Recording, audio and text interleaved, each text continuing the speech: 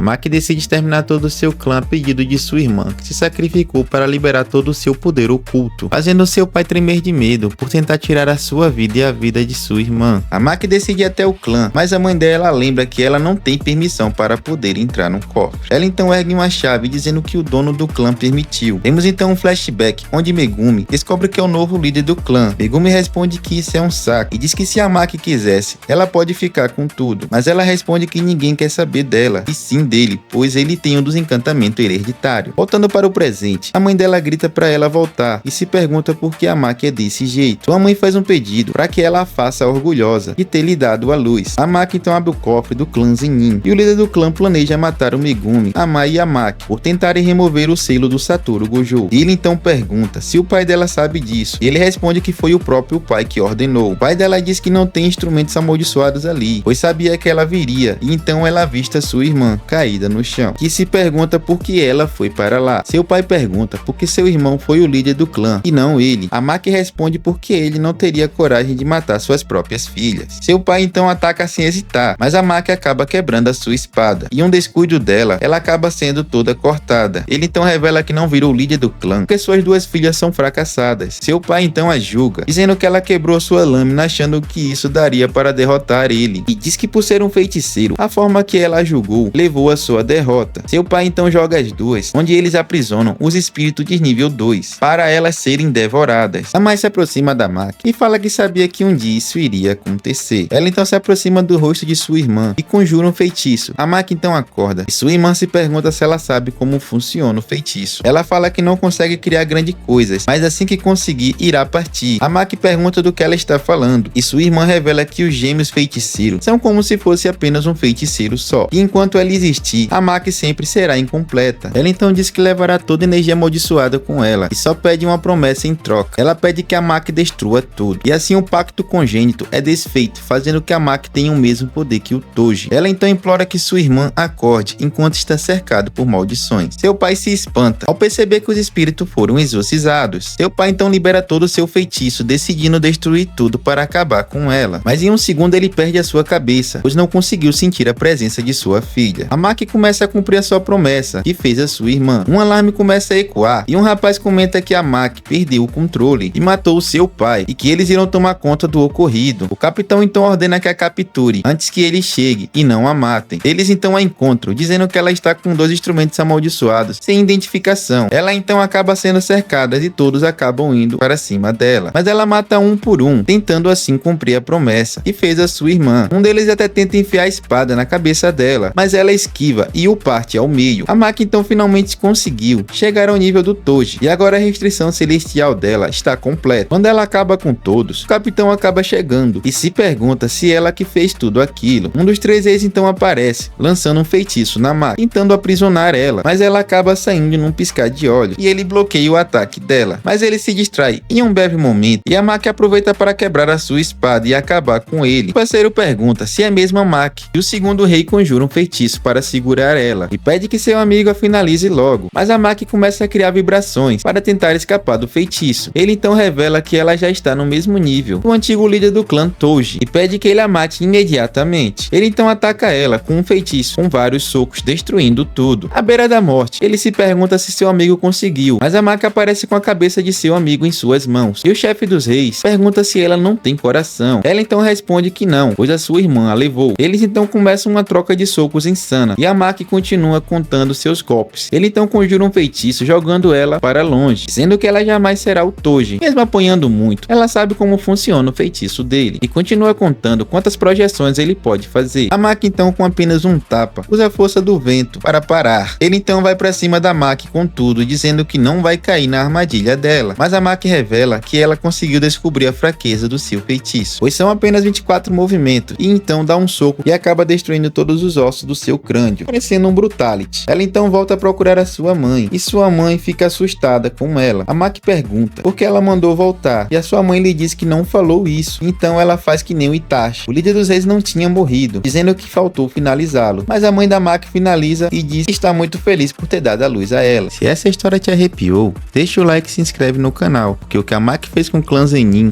é só o começo.